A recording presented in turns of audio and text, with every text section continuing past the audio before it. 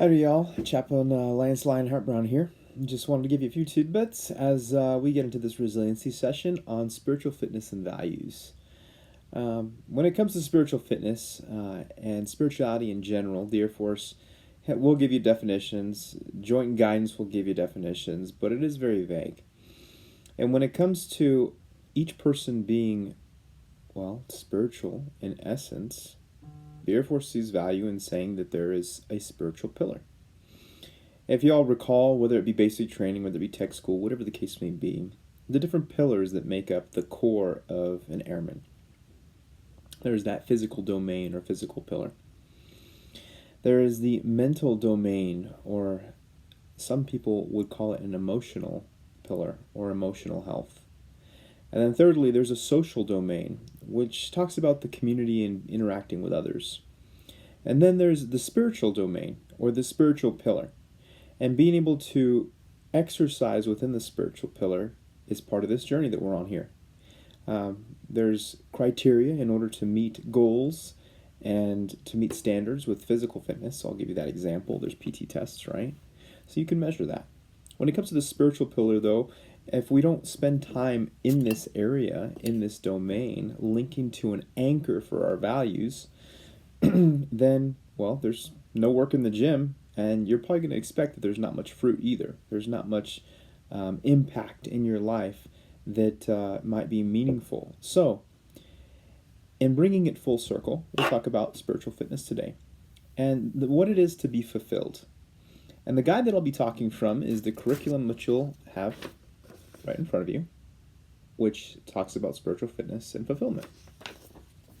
And the idea behind this first page is, I'll let you read it on your own, but fulfillment in itself is that sense of being full and having purpose, but not just for the status quo of being full, not just for the status quo of having a sense of purpose so that we can get by to the next day, but a fulfillment that overflows.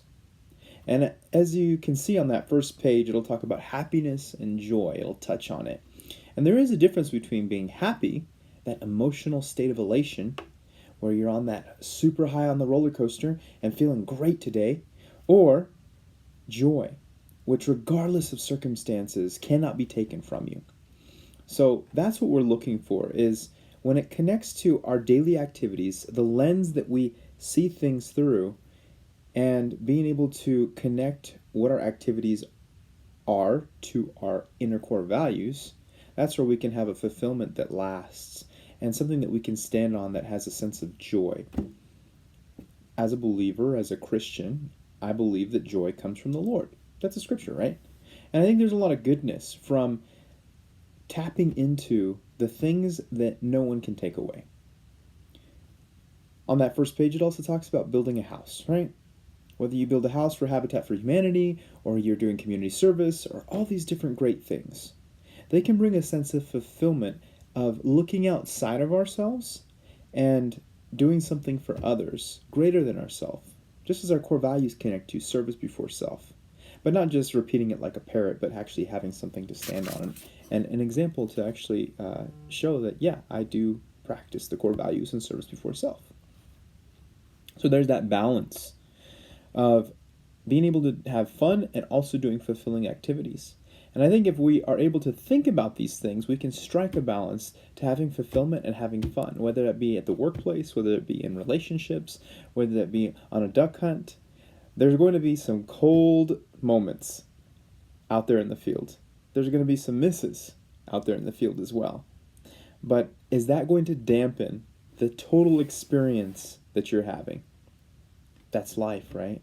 And part of that is side by side with somebody, being able to build that community, being able to talk about things that you've never talked about before, to take the moment to think about things that actually matter. So that's a tidbit on the first page as we talk about spiritual fitness. If you'll turn that page with me to the innermost flap, we'll be talking about on this page right here, meaning and purpose. Where it talks about the secret of fulfillment of meaning and purpose is tied to spirituality. And part of the exercise that we're going to do now is I'll have you take out a pen and this piece of paper, And I'd like you to check the top 20 values that you hold close that are sitting on the back of that pamphlet. There's a list of items there. So what you'll do first is take 5 minutes, and I'd like you to check 20 of those values. Once you've done that, I'd like you to narrow down to your top 5 values. So check the 20 and then narrow it down to the top 5 that you value the most. And you can rank that on the slot provided on the portion number 3. Once you've done that, and you can refer back to your pamphlet, on a scale of 1 to 10, I'd like you to get that gut check.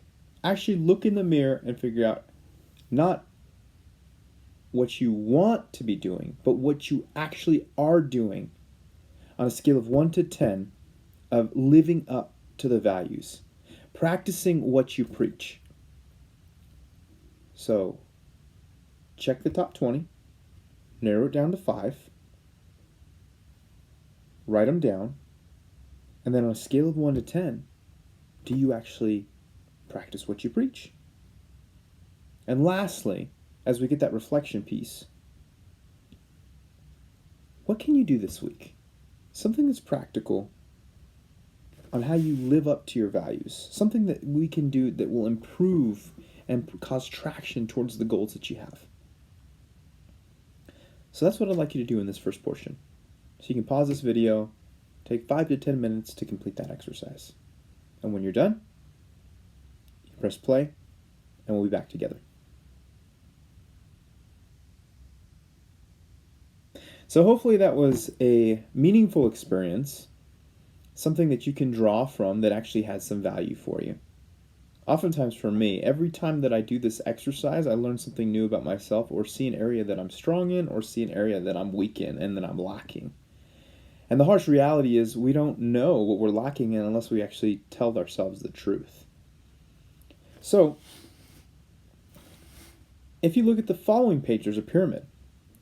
And this section talks about aligning life with meaning and purpose, where the practical activities, the thing that you just said that you would do that would be practical in your life to inch towards fulfilling the values and goals that you hold dearest, these are the type of things that we'll be talking about. How our daily activities, the small things, maybe you've read the book Atomic Habits, right? The small things or the small habits that stack up. How do they actually add up to produce change? And as you can see, meaning and purpose is connected to our values. And it will drive long-term goals, but also short-term goals as well. But the aim is long-term to become the best version of ourselves that I believe that God has intended for us, right? And this is adding up the small things, which equal the big things. So the next exercise here is identifying those personal values. And you already have a gist of what your top 5 are and whether or not you're living up to them. And now I'd like you to take a moment and just write down on either the back page here or another piece of paper some of your long-term or lifetime goals in a journal, a piece of paper, or a notebook. And having these goals in mind, an acronym that might be helpful is SMART, S-M-A-R-T. Having a goal that is specific, having a goal that is measurable, action-oriented, realistic, and time-based. These pieces of criteria, a lens that you can place on your goals, can allow you to have traction or feet to move in the direction that you're desiring so that you can complete your objective. And then this, tied with those small steps and daily activities, provide the traction necessary to achieve those goals. All this ties into that sense of spiritual fitness and being able to tie into what our higher power, what God Himself would think about our goals and our plans as we are brutally and honestly truthful with ourselves and those that we hold dearest in our circle. Each of us has different lifestyles, each of us has different backgrounds, each of us has different goals, but these action steps tie to an anchor of our values, which we derive from, sometimes it's our past experiences, sometimes it's our childhood upbringing, sometimes it's things that we've discovered on our own. Regardless of the fact, having these values tied to our action-oriented steps allow us to produce a life that can be fulfilled and overflowing so that we can share that with others.